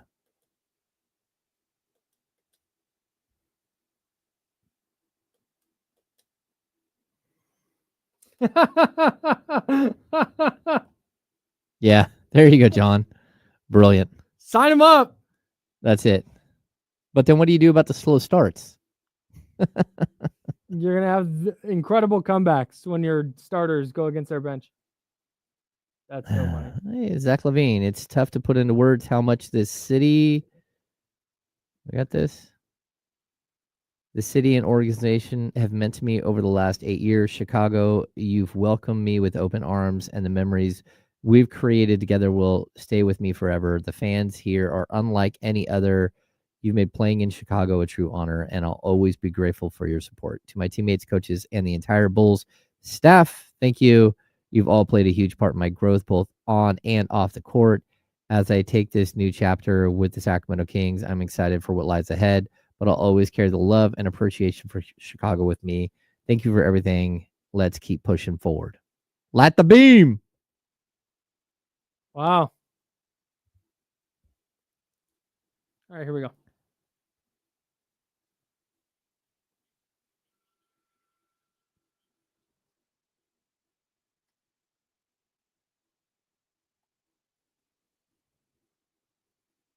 Now, back to the Insiders with James Ham and Kyle Madsen, brought to you by Jiffy Lube on ESPN 1320. Per Jake Fisher, who writes on Mark Stein's Substack. Mm-hmm. Pause? He's calling him the People's Insider himself. That's Jake That's Fisher's. what Mark Stein is calling him? Well, that or Jake Fisher's calling himself, or Mark Stein is. Yeah, they call him the People's Insider because he's going to run with all the rumors and give the people something to talk about. Yeah, on the Stein line. That's what he does. According to him, Toronto's interest in Brandon Ingram is real. Oh. Real is in quotes. They do have the expiring contract of Yeah, I'm sure their interest is real, and they have the room. They could sign him, and he could just be there with Scotty Barnes and take some of the workload off Scotty Barnes. Okay. I don't necessarily mean this one specifically. This just triggered something in my head. I despise the reporting of team interested in good player per source. Yeah, I'm sure they are. They are. They're interested in all of the players. Hey, the Warriors and Kings would have been interested in Luka Doncic. Yeah. Yeah, Mm-hmm. I can say that. Yeah. Let me know when there's a trade happening. Let me know when trades have been discussed.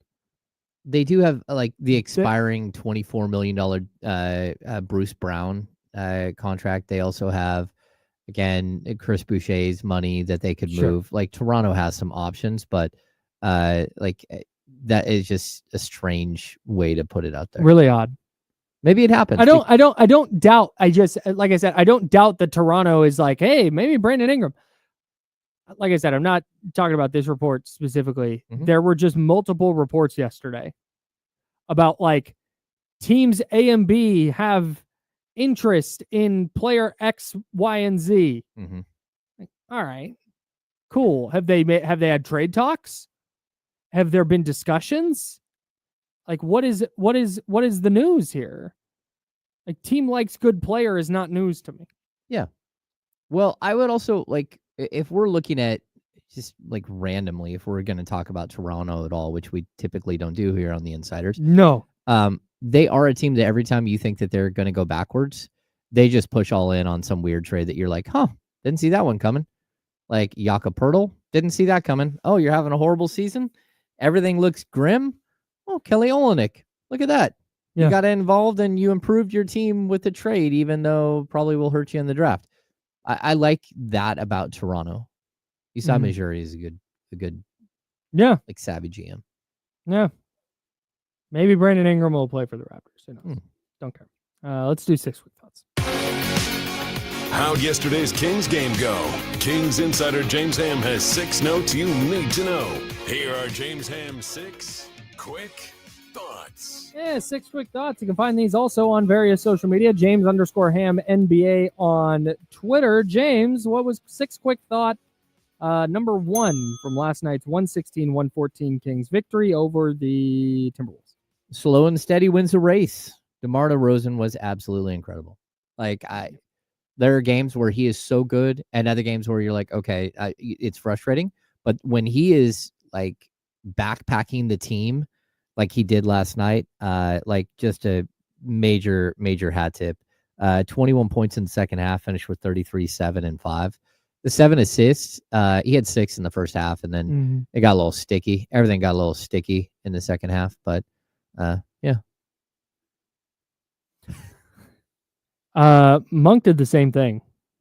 5 assists in the first half, none in the second half. But no, it was really clear last night that was the offensive game plan.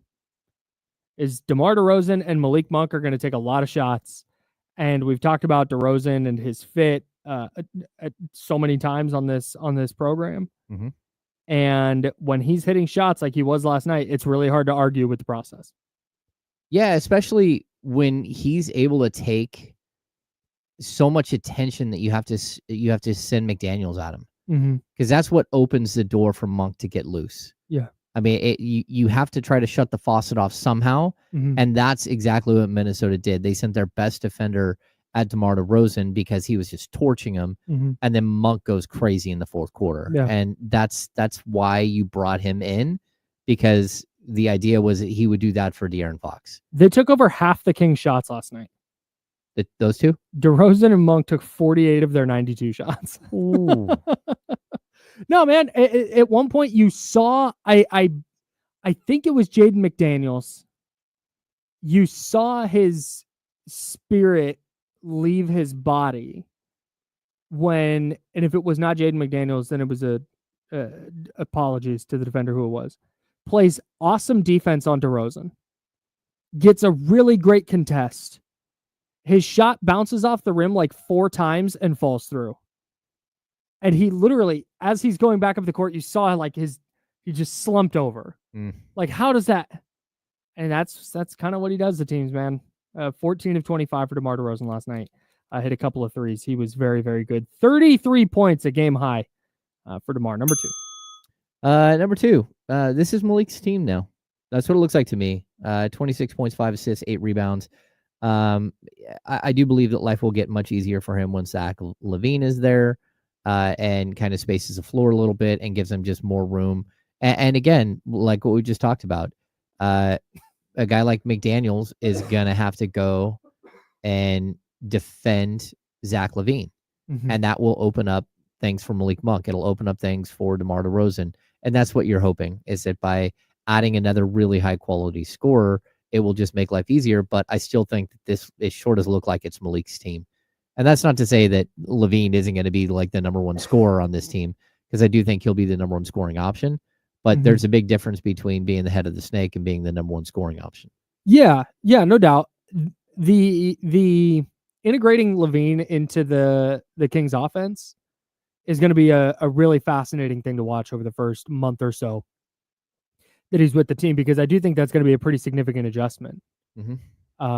He's, not that De'Aaron Fox took a ton of shots, but De'Aaron Fox has been here for 8 years. There was no question about who the leader of the team was. It was like, okay, this is De'Aaron. Now Zach LaVine is a new player, has to get integrated, has to ingratiate himself with his teammates, while also shooting it. Let's see, how many times a night is he shooting it this year? 17? 17. He's going to put up 16, 17, 18 shots a night.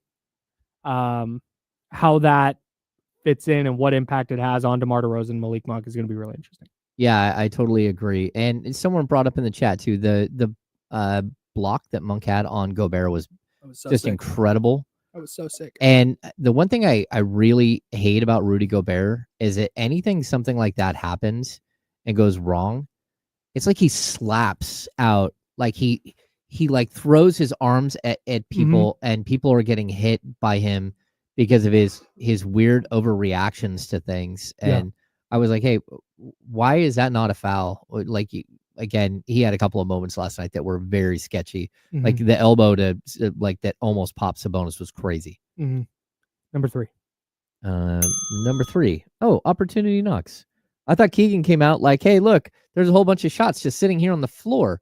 I'm going to go scoop those shots up and take them. And then he stopped. So the 17 points in the first quarter was absolutely spectacular. I don't understand why he finished with 19 points. And I don't understand why he only took 3 shots after the first quarter. And I'm going to put some of that on Keegan for not being aggressive enough. But I'm going to put a ton on his teammates as well. You had a guy who was cooking, and you didn't go back to him. He had 7 rebounds. And again, most of those came really early in that game. And when he wasn't getting shots, he actually wasn't getting a lot of other stuff going either. I thought he's good defensively, but overall. In the entire second half, Keegan Murray scored 2 points on 1 shot and grabbed 1 rebound. In how many minutes? 21 minutes. Yeah. That's not going to cut it, man. He's a -8. I will say, though, he was defending Naz Reid, and that's just not easy. And like he did have to expend a lot. Naz Reid had 30 points. I was going to say, was he defending Naz Reid? Well, Naz Reid has a quickest 3-point release. My goodness. You don't even know he's shooting it. Like, all of a sudden, it's like, wait. Every Naz Reid 3-pointer looks like oh, shoot, there's half a second left on the shot clock. I just need to throw it at the basket. And it goes in. It doesn't even, like, hit the rim. It's just like, boom, it's through. You're like, what in the world? I had in Underdog last night, I had higher than 2.5 made threes for Naz Reid. Yep. He hit his 3rd one with 8:46 to go in the first quarter. Oh. Like less than 3.5 minutes into the game, he had 3 made threes. Seems like you might have done okay on Underdog. I did not. Really? That's a big thumbs down. I was cooking in the first half. I had Malik Monk was at 5 assists. I'm like, okay, I need him to go. I need 8 from Malik, so I can get 3 in the second half. Like, yeah, that's easy work. Okay, we'll chalk that one up. Okay, big second half from Anthony Edwards. He had, I think, 10 points in the third quarter, 8 or 10 points in the third quarter. How many did he have? I felt really good about it. He put up 8 in the third quarter, and going into the fourth had 16. I'm like, okay, 15-point quarter is a lot, but I'm not going to put it past Anthony Edwards in a tight game. Like, okay, here we go. No chance. You got Keon. Domas didn't come through for me. Ant didn't come through for me. And Malik just stopped passing the ball in the second half. Oh, tough look. Number 4. Number 4. Keon continues to shine. Wait. No, number 4. I was right. You were wrong. Yeah. Sabonis got in foul trouble and wasn't nearly as aggressive. 14 points, 11 rebounds, 3 assists. He usually plays really, really well against Rudy Gobert. Look, when you take De'Aaron Fox off the team, even if it's for momentarily, everything becomes focused on Domas. And life becomes a lot more difficult. And I'm not going to like roast him until this becomes more than like a 2-game trend where he's having a rough go. I would expect him to figure out ways to get right back in the scoring column and start dominating again. I mean, he's been... I hope so. Yeah. I mean, he's been shouldering the weight of this team for a long time. But also, like, you have to understand that Domas came to Sacramento to play with De'Aaron Fox. He signed an extension to play with De'Aaron Fox. He, like everybody else in the room, loves De'Aaron Fox. And everyone's gonna show their emotions of this transaction in different ways. And I just think that like there's a lot of of uncertainty, and I'm locked into a long-term contract, and I don't know what that means here for Domantas Sabonis at this moment. And just like a really like this shook a lot of the players, and he's just showing it in a different way. I guess. You can I like Keon was good last night. Malik was good last night. DeRozan was good last night. Keegan had a great first quarter. Yeah. Appears it only affected Domas. Number 5. I people handle things in different ways. That's all my point is. Sure. Keon continues to shine. 13 points, 3 steals. I thought his defense on Anthony Edwards was bonkers. Anthony Edwards 7 of 21 from the field. He had 21 points, but totally inefficient. And I just thought Keon was that dude. And man, he is so much fun to watch. I want to see him play 30 minutes a night. I know it's not easy, and I know a lot of people out there are clamoring for it. It's just you got to figure out how to fit him in. Yeah, man. You see the value last night. 3 for 3 from beyond the arc, couple assists, 3 steals, a couple of blocks. Just the little hustle plays. Yeah. The steal he had in was it the fourth quarter, where he read a passing lane and stepped in front of it, as like knew where the pass was going before the player who threw the pass did. Oh yeah. And it's just those little things. It may not always lead to a bucket, but the Timberwolves, part of their rough night offensively, was solely due to Keon Ellis flying around. Mm-hmm. Number 6. I totally agree. Trey Lyles made a difference. Look, he didn't have his typical Trey day, but he had 5 points and 8 rebounds, and I thought he was really, really good, especially late in the game, of putting a body on Gobert and keeping him away from the basket. Mm-hmm. Like he took a beating from Gobert, and I thought that like it was a very good coaching decision to leave him out there as long as possible. And I thought he was excellent. Don't worry about the scoring. Sometimes you need scoring off the bench, but you also need a guy who'll go out there and get you 8 rebounds in a game. So again, Trey didn't blow up and have a bunch of points, 5 points, 8 rebounds, but I'll take those 8 rebounds. Yeah, it was an impactful game. Yeah, for sure. They're going to need more of that the rest of the way. If they're going to be competitive, he doesn't have to be good every single night, but he has to be impactful every single night. No, totally. And I think that's what you saw from Trey Lyles. Yeah, he doesn't have to hit shots every single night, but he has to be impactful. He has to find ways to be impactful. And like also, I think he has to clear the door for a way for Isaac Jones to play more. And like Trey Lyles can help Isaac Jones play more by spacing the floor and hitting his shots and then going out there and doing the dirty work. I don't love the nickname IJ. Yeah, that feels like force. I don't know what that is. I've never heard that before, but me neither. It doesn't. Those two, DJ, cool. CJ, cool. AD, cool. Fine. IJ? No. Doesn't work for me. Doesn't work for me at all. That's an awkward section of the alphabet. Yeah. GHIJK. It's just I know. I'm too much. Sitting next to my son, he goes, "Oh, what was that?" Like I don't. What? Maybe that's what everybody on the team calls him. Maybe. If that's the case, it's a thumbs down for me. Find something different. That's funny. That's funny.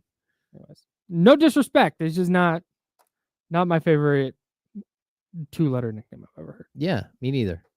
You want to give away flowers? Yeah, let's do it. Go ahead. Yeah, we are partnering with Strelitzia Flowers. Love is in the air. ESPN 1320 is excited to give you a chance to celebrate all kinds of love this Valentine's Day with Strelitzia Flowers. You have a chance to win a dozen long stem roses with delivery, courtesy of Strelitzia Flowers. To enter, all you have to do is listen to the Insiders with me and Kyle, and listen for the code word. Go to ESPN1320.com. Click on the Strelitzia Flowers logo right there. And the code word today is, Kyle, what do we got? The code word is... Today's code word is STEM. STEM. STEM is in a rose stem. Flower Nice. STEM learning. Yeah. A dozen long stem roses with delivery. Nice. And these are some like high quality stuff. This is absolutely spectacular. STEM, STEM. Yep. You can also click right on. We have a link on the website to strelitziaflowers.flowercompany.com, and you can use the code radio224 for $10 off any purchase of $100 or more. Right on. We're going to step aside the handoff with, I believe it's Kenny Caraway today.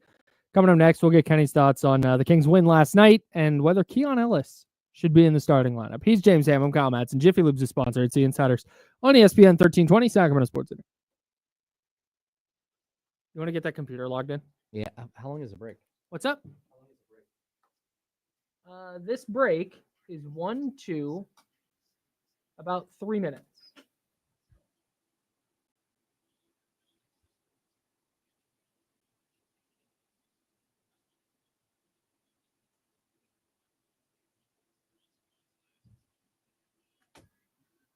ARA.com.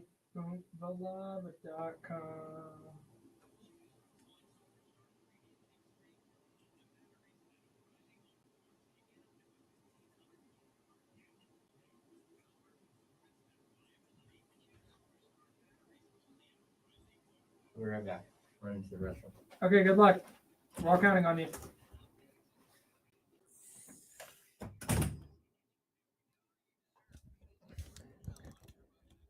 I'm getting my post-show things set up at the moment. Sorry, everybody. Let's go there. Salute to everybody who was on the road today, by the way. Typically commuting from where I commute in the Bay Area is a nightmare when there's even a little bit of rain. And honestly, today, not that bad.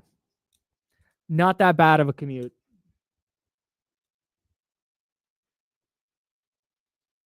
Oh, that's a good comp.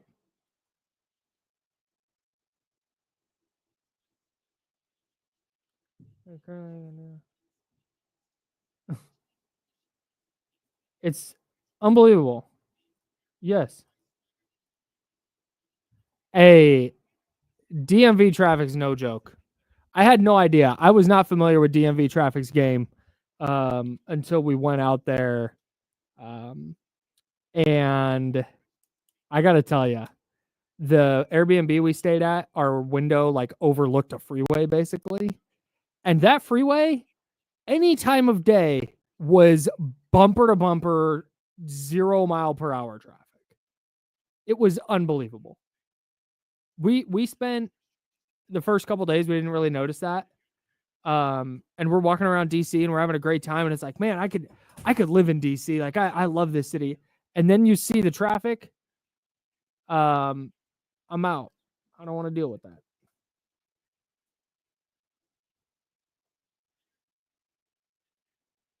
Yeah, the fact that this is like my brand is tough for me. Luka calling me a mean name. He got traded to LA. I got texts and tweets like, hey.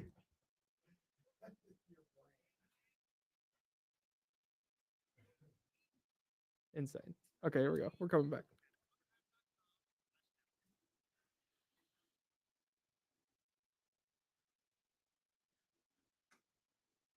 Now, back to the Insiders with James Ham and Kyle Madsen, brought to you by Jiffy Lube on ESPN 1320.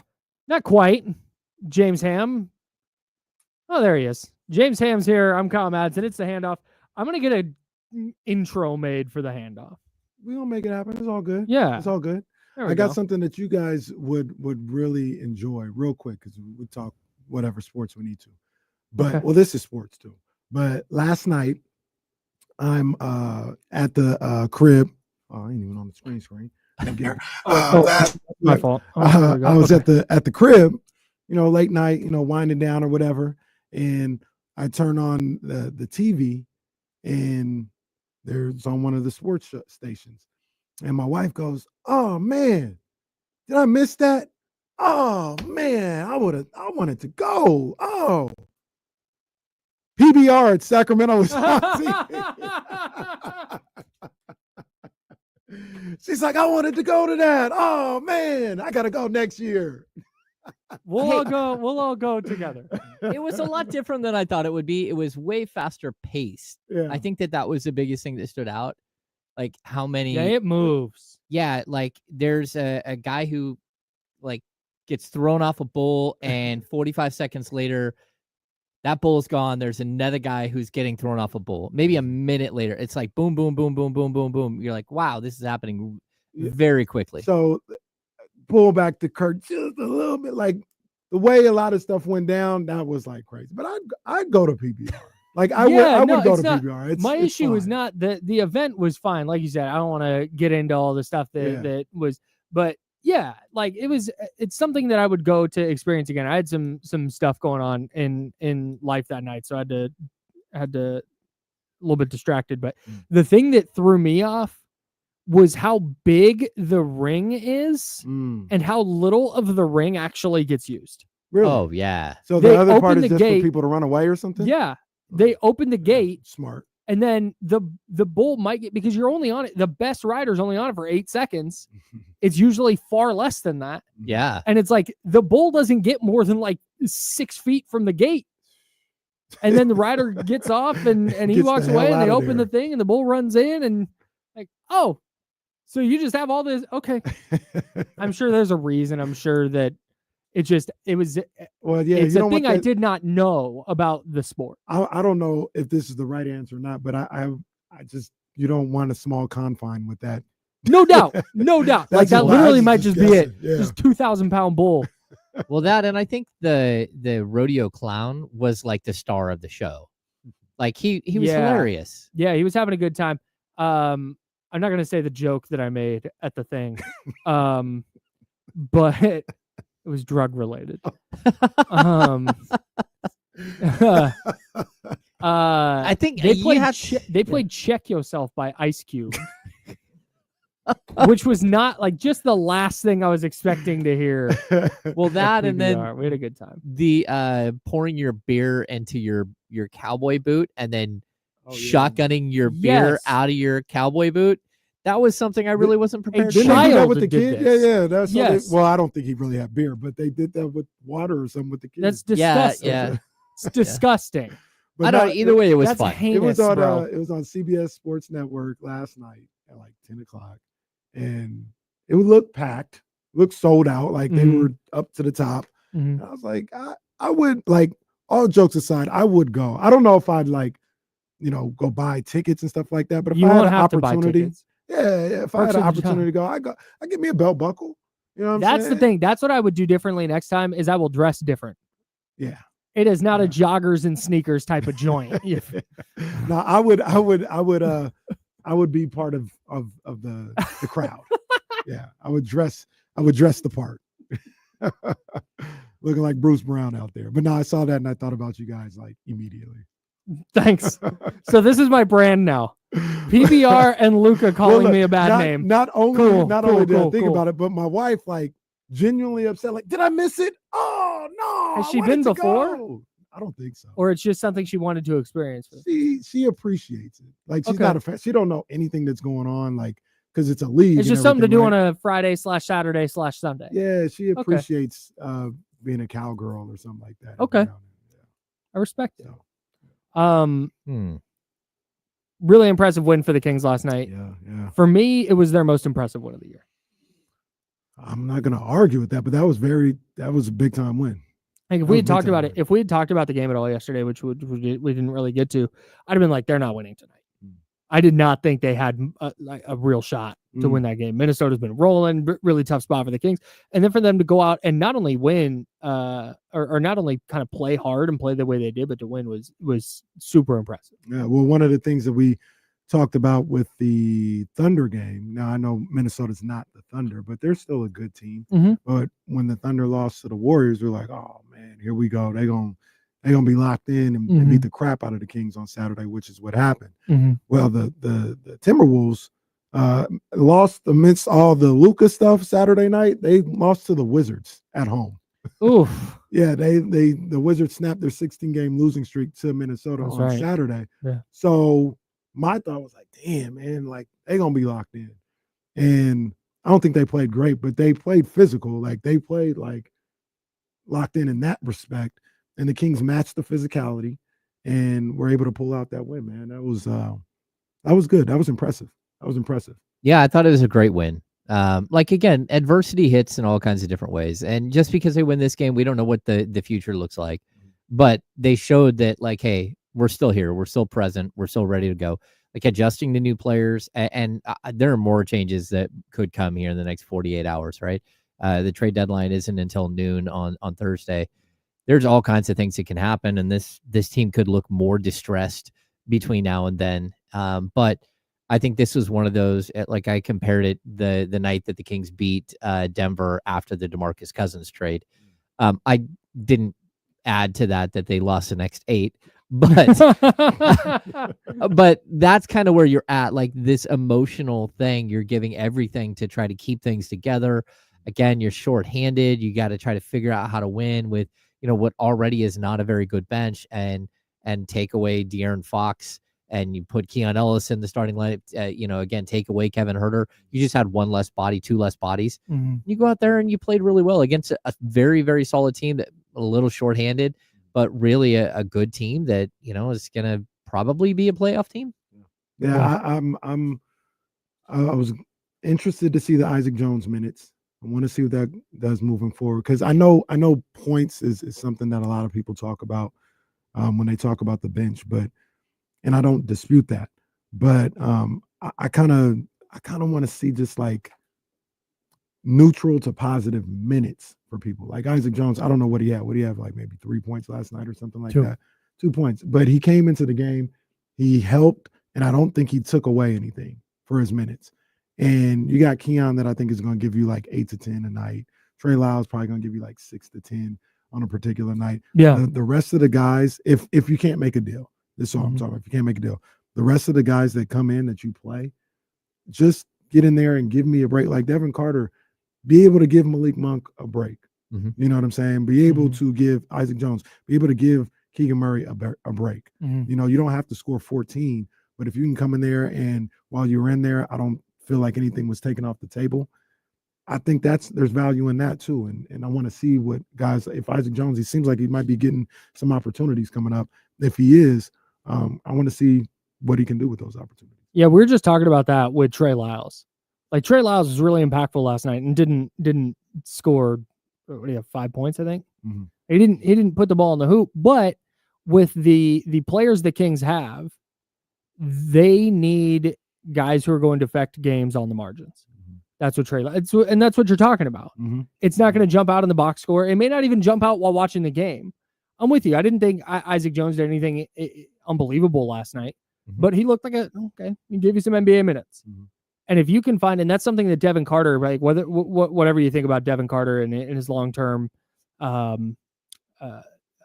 projection as a player, I think he does, at the very least, does little things on the margins that help. Plays tough defense, grabs a rebound here, gets a steal there. Like, just can you create an extra possession? Right. Those are the kind of things that the Kings are going to need in droves, because finding guys to put the ball in the hoop is not the problem. The scoring is not going to be a problem for the Kings. Yeah. It's, can you get stops? Can you get rebounds?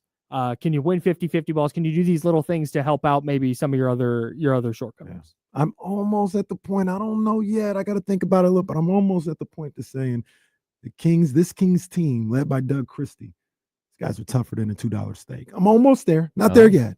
Wow. But they've had some. DeRozan said it after the game. He said it's been a lot the last month. It's been a lot. A month and a half. Yeah. And that group has gone through a lot. And, Antoine Fisher, they're still standing. They're still strong. We'll see if they can keep it going, though. Yeah. I think they have been through a lot. And like the month and a half thing from DeMar, like, really stood out. It did. It was like the Mike Brown stuff, the De'Aaron Fox initial stuff, like all of it playing into like one big long story of just like kind of like chaos. Here's what I've got on Underdog's pick'em game last night. It's super easy with Underdog Daily Fantasy. You pick 2 or more players, you pick higher or lower on their stats. It's easy. I'm going to have lineups for the big game, but you also know that I'm going to have a lineup tonight with NBA action. I'm just following Gilbert Arenas' picks. Gilbert Arenas had a lineup in there. I'm following it. It's Karl Anthony Towns, higher than half a made 3. Bam Adebayo, higher than 14.5 points. Tyler Hero, higher than 5.5 assists. And Jalen Brunson, higher than 5.5 assists. That's where I'm going tonight because Underdog is the best place to play. Pick them, download the app, sign up with promo code Kyle M and deposit now to get up to $1,000 in bonus cash instantly. That's promo code Kyle M on the Underdog app. Must be 18 plus and present in a state where Underdog Fantasy operates. Terms apply. Concerned with your play? Call 1-800-GAMBLER or visit www.ncpgambling.org. Kenny, we don't have time to discuss this now. Okay. So I'm just going to get this last word in and then close the show. Okay. I believe Keon Ellis should start. I like Keon Ellis.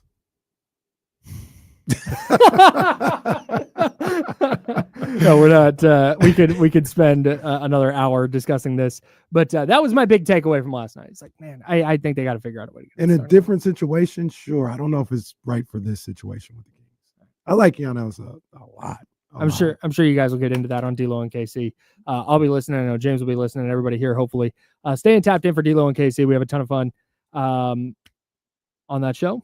Hope you had fun on this show. We're the Insiders. That's James Ham. I'm Kyle Madsen. We're sponsored by Jiffy Lube. Back tomorrow at 10 a.m. on ESPN 1320, Sacramento Sports Leader. Until then, drink water and be nice, people. See you.